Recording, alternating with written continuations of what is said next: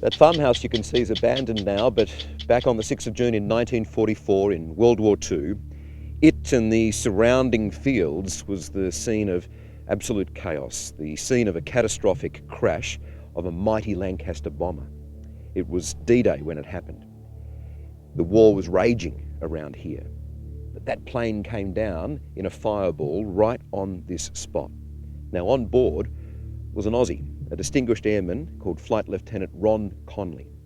For decades, his fate, the fate of the Lancaster and the fate of the 7 other airmen on board has been an absolute mystery. Ron's parents back in Australia died heartbroken, not knowing whatever happened to their only child.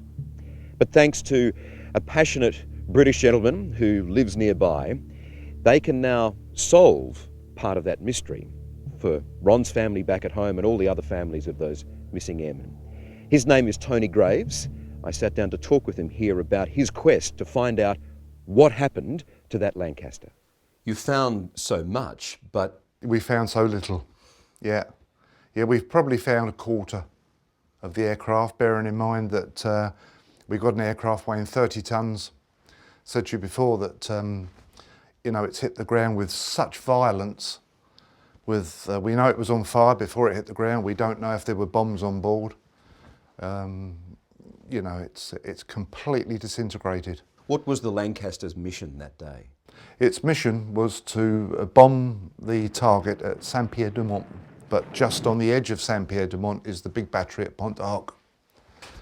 And this was the mission for 4 of the Lancasters. What was their target? Their target was the big battery at Pointe-du-Hoc.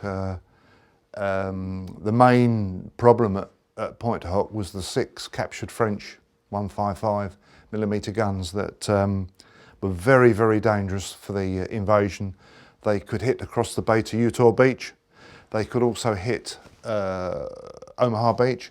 And of course, being in the 360 pits, 360-degree pits, they could also be turned around and fire inland.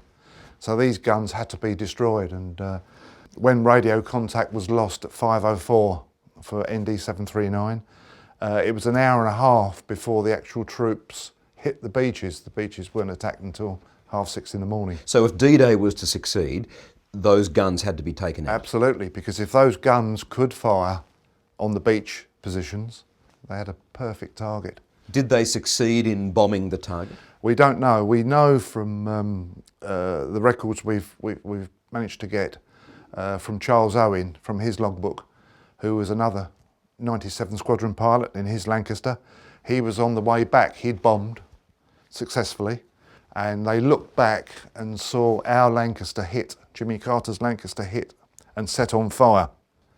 But certainly our aircraft made no turn to go back to England. It carried on in a direct line to where we eventually found it at Brucheville, the commune of Brucheville. So one can assume that bits and pieces of the aircraft were shot away and they had no control over it. And of course, when it hit the ground, it must have had enough fuel on it to get back to England. When it hit the ground with that violence, and perhaps bombs on board still, just absolutely shattered. Everything was broken on it. What do you think would have been the mood on board that day? Well, they knew it was D-Day. Charles Owen, when he took off from Coningsby, along with Jimmy Carter's aircraft, they knew it was D-Day. And I think they thought it was going to be a breeze. You know, the Allies, the 2 years previous, had knocked out most of the German fighter opposition in that part of France, in Basse-Normandy.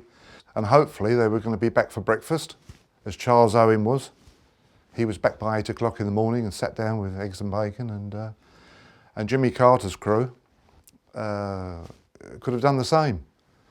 But of course, in the reports and still in most of the books you read on D-Day, there were no German aircraft anywhere near the beaches. And of course, this has proved the theory completely wrong, because there were. You just wish you knew where the crew was laid to rest. Yes, or their remains, that's right. Yes, I'm sure, I mean, we didn't find anything, and that was the idea of doing it, is to find the airmen. And of course we didn't. And it matters to me that remains were taken from that aircraft and they're buried as unknown. And then we can change the headstone in the cemetery to say this is the last resting place of a crew of ND 739.